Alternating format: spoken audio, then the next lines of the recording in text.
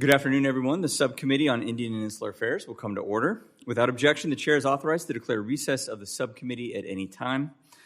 The Subcommittee is meeting today to hear testimony for an oversight hearing entitled Making Federal Economic Development Programs Work in Indian Country. Under Committee Rule 4F, any oral opening statements at hearings are limited to the Chairman and the ranking minority member. I therefore ask unanimous consent that all other members' opening statements be made part of the hearing record if they are submitted in accordance with Committee Rule 3.0. Without objection, so ordered. I ask unanimous consent that the gentleman from Wyoming, Ms. Hageman, the gentleman from Alaska, Mr. Begich, the gentlewoman from Utah, Ms. Malloy, and the gentleman from Montana, Mr. Downing, be allowed to sit and participate in today's hearing. Without objection, so ordered. I will now recognize myself for an opening statement. Good afternoon again, everyone. Today, the subcommittee meets to examine whether federal economic development programs are actually working as Congress intended in Indian country. I want to thank each of our witnesses for being here today and for taking the time to share their expertise with the committee. The federal government administers a wide range of economic development authorities. These programs span multiple departments across multiple agencies and operate under different statutes and regulations, and they reflect decades of well-intentioned congressional activity. Taken together, they represent a substantial federal footprint. Yet despite this breadth of activity, tribes and tribally affiliated businesses continue to report persistent barriers to accessing capital, launching enterprises, and executing development projects on tribal lands. The problem is not a lack of federal involvement. Rather, it is the way that involvement is structured and administered. Tribes must navigate a fragmented federal system, one that requires duplicative applications, inconsistent standards, overlapping reviews, and prolonged approval timelines. Programs that may be defensible in isolation often become burdensome in practice, particularly for smaller and more rural tribes. The result is a system that is difficult to use, slow to engage, and misaligned with how economic development actually occurs on the ground. Tribal governments are asking for clarity and for the ability to exercise their own judgment over economic decisions affecting their communities. In other words, they're asking for federal policy to better support tribal self-determination. Today's witnesses are well positioned to help the subcommittee understand how the system operates in practice. Chairwoman Hope Silvas of the Shivwits Band of Paiutes brings the perspective of a tribal leader working directly to advance economic opportunities for her community.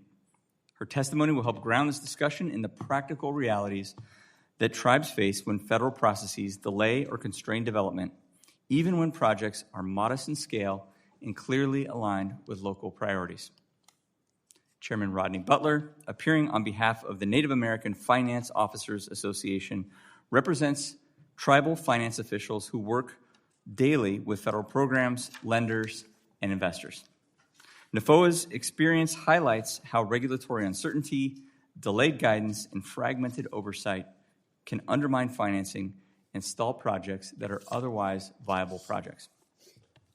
We will also hear from Mr. Haven Harris of the Native American Contractors Association and Mr. Watchman of the National Center for American Indian Enterprise Development. These organizations work closely with Native entrepreneurs and contractors seeking to participate in federal contracting, lending, and in business development programs. Federal contracting is an economic powerhouse for tribes, and protecting program integrity is essential to making these programs work as intended. This hearing asks a straightforward oversight question. Are existing authorities actually advancing economic activity, or are they unintentionally creating procedural bottlenecks that slow progress and discourage investment? The committee has a responsibility to ensure that federal Indian policy supports, rather than constrains, tribal decision-making. The testimony today will inform the subcommittee's oversight of whether agencies are executing the law as written and where changes may be needed to make these programs work as intended. I appreciate our witnesses' willingness to engage in that discussion today. Your perspective will help inform this committee's work and guide future conversations about economic development that gives Indian country the opportunity to flourish. With that, I yield back. And at this time, the chair now recognizes the ranking minority member for any statement. Thank you so much, Mr. Chair, and thank you to our witnesses for being here. I feel like I'm just with a bunch of old friends, but colleagues with whom we have worked on lots of projects together, who we have worked to make sure that we bring economic prosperity to Indian country. Because we need to start with the premise that economic sovereignty is key to tribal sovereignty. And if we do not create the conditions for tribes to prosper wherever they might be, so whether they have access to gaming resources, to natural resources, to tourism, to manufacturing, we need to make sure that wherever tribes are located within our amazing United States of America, that they have the tools to prosper. And that is what our job is here in Congress, is to make sure that we give them those tools and that we remove the barriers to that prosperity, including by speeding up approvals for infrastructure projects, because you cannot build a business if you don't have the clean water and the electricity to that business. We also know that tribes have difficult accessing existing federal programs. Tribes in my district are always raising with me the difficulty of applying for federal funding when they might not have the resources to complete that engineering report, when they might not have the matching funds that are required on too many of our federal programs. So I really do look forward to Chairwoman Silvas's testimony about how we can make sure federal programs actually work for tribes. We'll also hear about the Small Business Administration's 8A program, which has been a vital economic tool for tribes to grow their economies. This committee is very bipartisan in our work, and for that I am always grateful. I am concerned, however, on the Trump administration's attacks on 8A, because when they attack tribal participation in the 8A program, it shows they do not understand how it works. When they say we are attacking tribal participation because, or in the name of, an attack on diversity, equity, and inclusion, how you can be against equity, I don't know. They don't understand that tribes are governments, and they do not deserve to be attacked on the premise of DEI. And Native CDFIs are so essential to the work that tribes do. So I also want to raise my concern about the Trump administration's attack on renewable energy development. Tribes face over 6 times more electrical outages and almost 30% higher energy costs compared to the national average. That means thousands in Indian country live without electricity, and Mr. Watchman knows too well what that's like in the Navajo Nation. But we now have an administration that wants to cut off renewable energy access. In July 2025, the Department of Interior released new departmental review procedures on wind and solar projects that would make it more difficult to pursue clean energy projects. For those tribes that don't have oil and gas and other natural resources that they can develop, they actually have a lot of wind and solar potential. So we would not want to cut off that access to our energy independence. As it said, we must use all of our energy resources.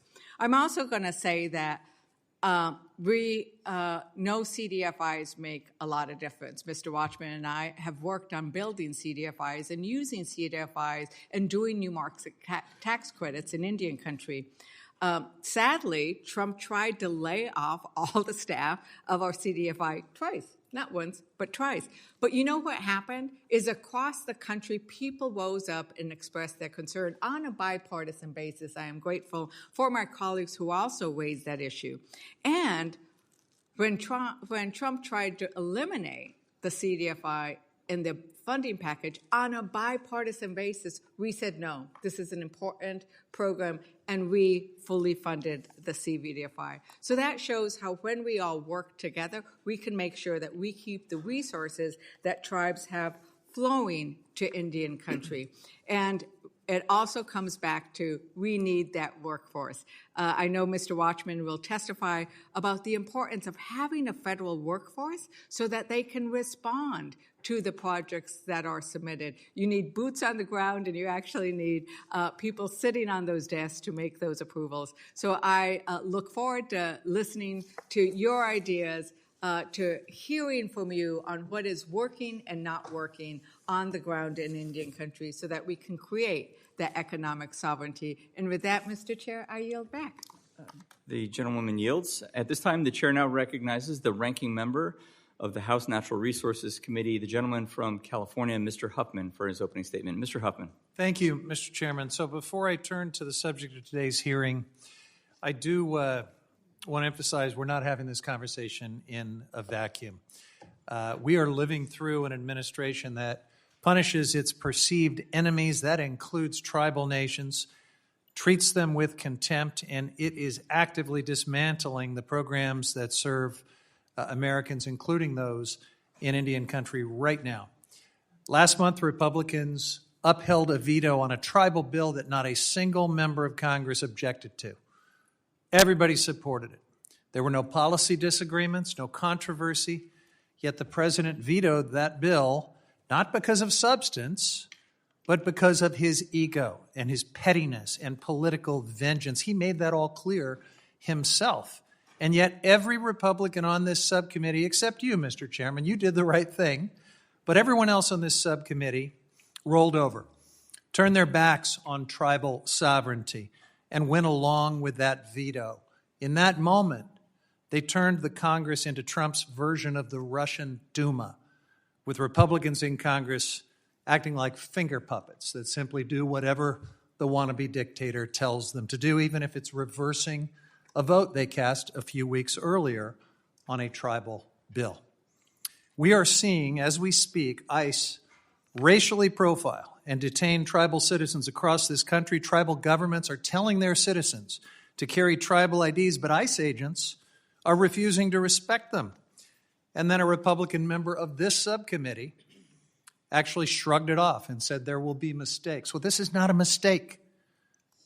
Tell that to the American citizens who are being grabbed off the streets, dragged into unmarked vehicles by masked secret police agents, held for days or weeks while their family has no idea where they are. It's not a mistake. How are people supposed to participate in their economies? We're talking about economic development today. How does that happen? How do they run their businesses, go to work, when they face the threat of being snatched off the street by masked federal agents and disappeared to who knows where because of how they look? Indigenous communities have already endured genocide, forced removal, and assimilation, systematic theft of their lands by the federal government. These wounds have not healed, and tribal nations continue to face broken promises from a government that owes them far more than it has ever delivered. Their families have lived on these lands long before this committee came into existence. Now, I would like to think that promoting economic development in Indian country is a shared priority. With you, Mr. Chairman, I think it is. But given the majority's broader silence and capitulation into a Duma, in the face of this administration's actions, I am skeptical. Tribes have told us repeatedly that underfunded and understaffed agencies are holding their communities back. Under President Biden, we created tools like the Access to Capital Clearinghouse to help tribal nations, individuals, and businesses find federal funding opportunities in one place. And then Trump came in and rescinded it. According to his administration, helping tribes find this federal funding was, quote, harmful. That tells you everything you need to know about where their priorities lie. From day one, this administration has worked to gut federal funding, to slash the federal workforce. They've unjustly swept tribal nations and businesses into their attacks on DEI.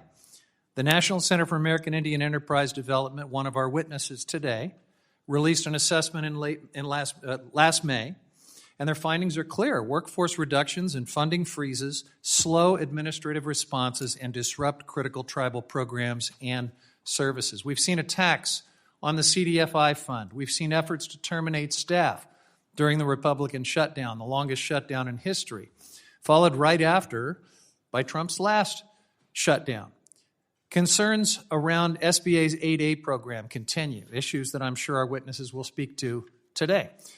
And as this committee knows all too well, Republicans have repeatedly tried to block clean energy, creating even more barriers for tribes who want to invest in wind and solar. Our witnesses today include the National Center, NACA, and NAFOA, all of whom have endorsed a policy brief on tribal economic development priorities for the 119th Congress. And that brief calls for amending the Native Act, a bill led by Representative Case that Republicans have stalled, and passing a clean carcieri fix that Chairman Westerman continues to block despite the overwhelming support from Indian country. So look, I want to have a productive conversation. I want to start doing some actual work to walk the walk on these things we say we care about. But in light of everything I've just outlined and everything this administration is doing in real time, I'm deeply skeptical. I yield back. The gentleman yields. At this time, the chair would like to introduce the witnesses for our panel. And first, I would like to recognize Ms. Malloy from Utah for 30 seconds to introduce the witness from her district. Ms. Malloy. Thank you, Mr. Chairman. Hope Silvas is a member of the Shivwits Band of Paiute Indians in southern Utah, and they're one of the 5 bands that make up the Paiute Indian tribes of Utah. She's currently serving as the acting chairwoman of the Shivwits Band of Paiutes, but she also serves as the Shivwits Band's representative to the Paiute Indian Tribes of Utah Tribal Council. She has been elected multiple times by her community to leadership roles, including chairwoman, vice chairwoman, and council member, and provides leadership in tribal governance and economic development. She's been doing that for the past decade and a half. She resides on the Shivwits Reservation and represents the band in government-to-government consultation with federal, state, and local officials on issues affecting tribal sovereignty, governance, and economic development. She's a strong voice for her people, and the band is growing, and she's making sure that they are not marginalized and not forgotten in an area that has an otherwise really strong economy. She's championed the need for increased opportunities for her people in education, in the economy, and in the southern Utah community. And the acting chairwoman is aptly named for the role she's playing. She's working to ensure that the Shivwits Band and the Paiute Indian Tribes of Utah have hope for the future, and I'm glad she's here. Welcome, Chairwoman Silvas, Acting Chairwoman Silvas. Thank you, Representative Malloy, and indeed welcome, Chairwoman Silvas. It's good to have you with us. Next, it's my pleasure to introduce the Honorable Rodney Butler, Chairman of the Board of Directors of the Native American Finance Officers Association here in Washington, D.C. Welcome, Mr. Butler. Next to Mr. Butler is Mr. Derrick Watchman, Chairman of the Board of Directors of the National Center for American Indian Enterprise Development in Mesa, Arizona. Welcome, Mr. Watchman. The chair now recognizes Mr. Begich for 30 seconds to introduce the witness from his district. Mr. Begich. Thank you, Mr. Chair. It is my privilege to welcome a fellow Alaskan to the subcommittee today. Haven Harris is a tribally enrolled member of the Nome Eskimo community and a shareholder of both Sitnasak Native Corporation and Bering Straits Native Corporation. Born and raised in Nome, he now serves as Senior Vice President of Growth and Strategy at Bering Straits Native Corporation.